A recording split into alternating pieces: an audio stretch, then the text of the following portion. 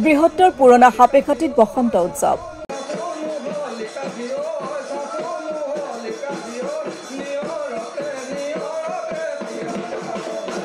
এইবাৰ শিক্ষক আৰু শিক্ষয়িত্ৰীৰ নামি পৰিল পৰম্পৰা ৰক্ষাৰ স্বাৰ্থত।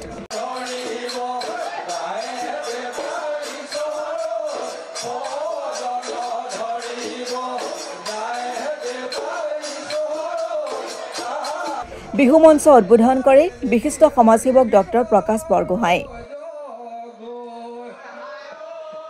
বিহু চাবলৈ হাজাৰ হাজাৰ দৰ্শকৰ সমাগম হয়।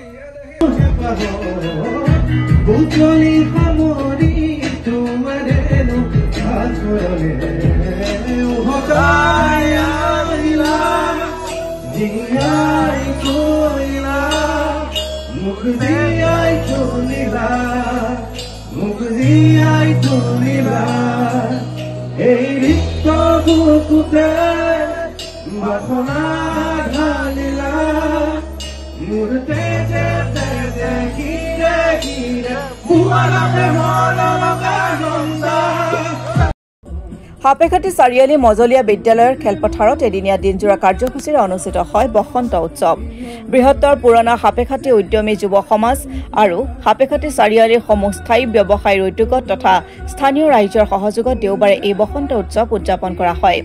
পুৱা বৃহত্তৰ পুৰণা সাপেখাতি উদ্যমী যুৱ সমাজৰ পতাকা উত্তোলন কৰে যুৱ সমাজৰ সভাপতি পিংকু মহন্তই। উদযাপন সমিতিৰ পতাকা উত্তোলন কৰে উদযাপন সমিতিৰ সভাপতি সুৰজ বুঢ়াগোহাঁই।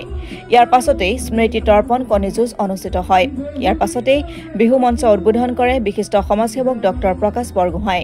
বিহু মঞ্চ উদ্বোধন কৰি বিশিষ্ট সমাজকৰ্মী ডক্টৰ বৰগোহাঁই অসমীয়া সমাজ, কৃষ্টি, সংস্কৃতি, পৰম্পৰা ৰক্ষাৰ স্বাৰ্থত ল'ব লগা পদক্ষেপ আৰু কৰণীয়ৰ ওপৰত বিস্তৃতভাৱে আলোকপাত কৰে। বিহু প্ৰাণৰ অসমীয়া প্ৰাণৰ প্ৰাণ। মূলতঃ ই এটি কৃষি উৎসৱ। বিহুৰ আগতো কৃষি, বিহুৰ পিছতো কৃষি, বিহুৰ মাজতো কৃষি।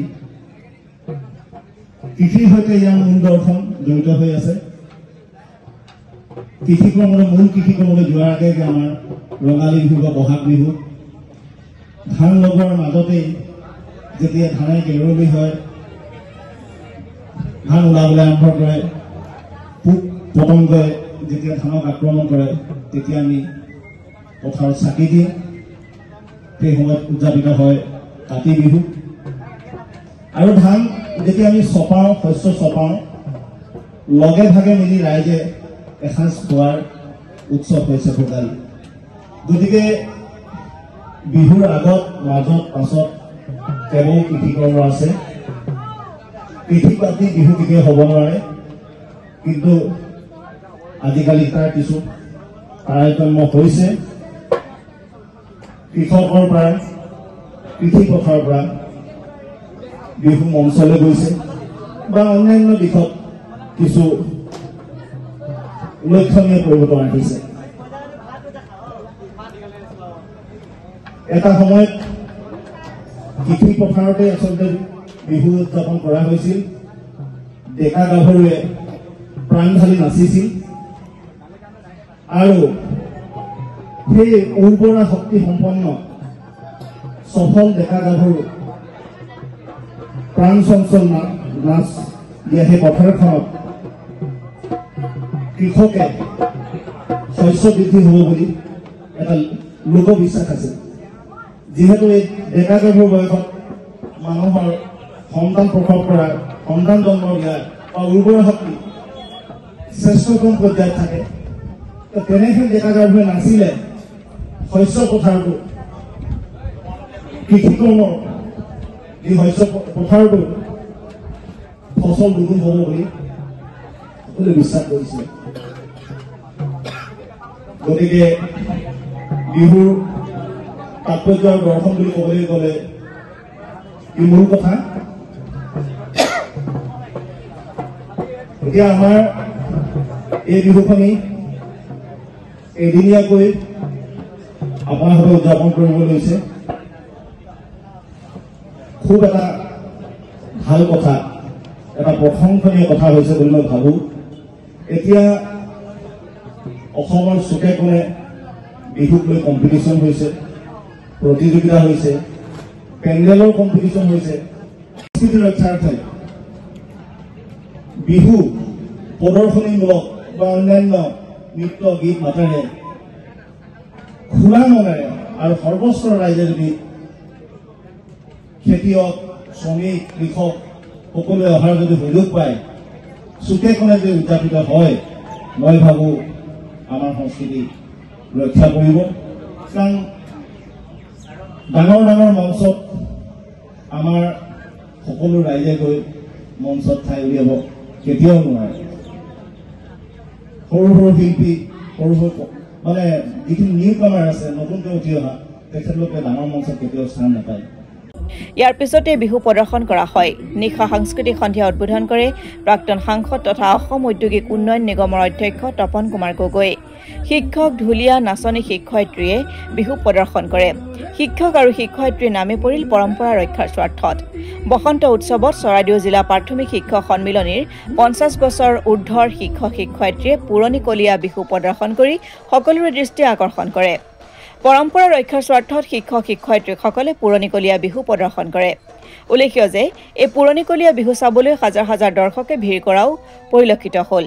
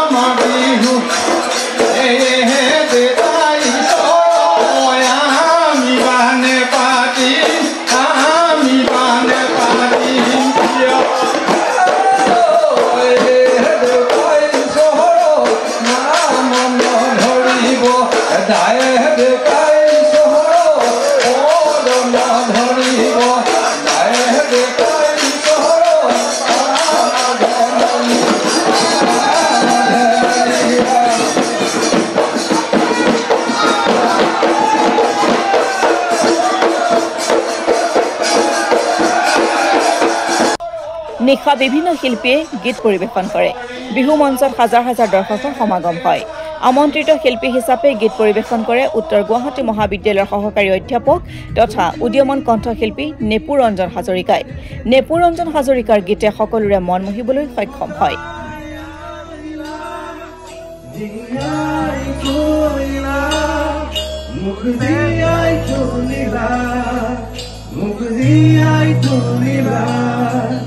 এই ৰিক্ত বুকুতে বাসনা ঢালিলা মোৰ তেজে তেজে গিৰে গিৰে পুৱাৰতে মনলগা নন্দা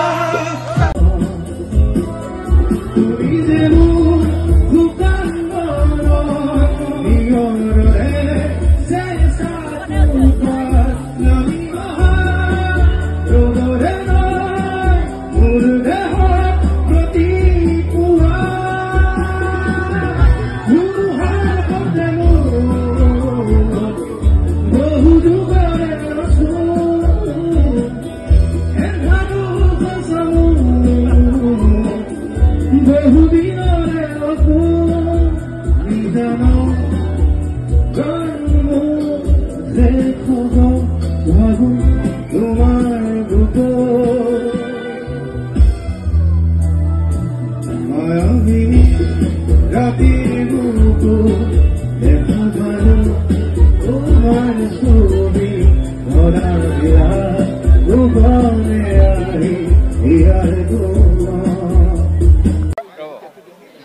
নমস্কাৰ আজি হাপেখাতি পুৰণা হাপেখাতি অঞ্চলত অনুষ্ঠিত বসন্ত উৎসৱত আমি সমূহ চৰাইদেউ জিলা প্ৰাথমিক শিক্ষক সন্মিলনীৰ তৰফৰ পৰা বিহু প্ৰদৰ্শন কৰিলোঁ।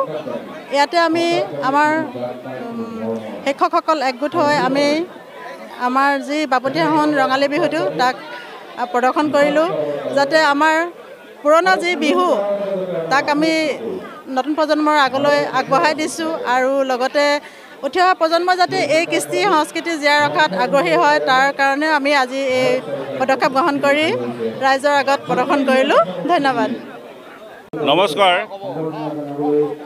নমস্কাৰ সকলোলৈকে। আমাৰ ৰঙালী বিহুৰ শেহতীয়াকৈ সকলোকে শুভেচ্ছা জনালোঁ। চৰাইদেউ জিলা প্ৰাথমিক শিক্ষক সন্মিলনীৰ সহযোগত আমি হুঁচৰি প্ৰদৰ্শন কৰিবৰ কাৰণে আমি আগবাঢ়িছিলোঁ আৰু ইয়াত আমি যথেষ্ট সঁহাৰি পাইছোঁ। আমি আমাৰ শাখা যিবিলাক আমাৰ কেন্দ্ৰ আছে শাখা কেন্দ্ৰবিলাকত আমি হুঁচৰি পৰিৱেশন কৰিছোঁ, ৰাইজৰ যথেষ্ট সঁহাৰি পাইছোঁ। আমাৰ উদ্দেশ্য হ'ল যে আমি ৰঙালী বিহুটি বাপতিসাহোন, গতিকে আমি এই বাপতিসাহোন ৰঙালী বিহু কেনেকৈ আমি ৰক্ষা কৰিব পাৰোঁ তাৰ উদ্দেশ্য কৰিয়েই আমি ঘৰে ঘৰে আমাৰ শিক্ষক সমাজৰ মাজত আমি পৰিৱেশন কৰিছোঁ। গতিকে কথা সেইটোৱে আমাৰ উদ্দেশ্যটো।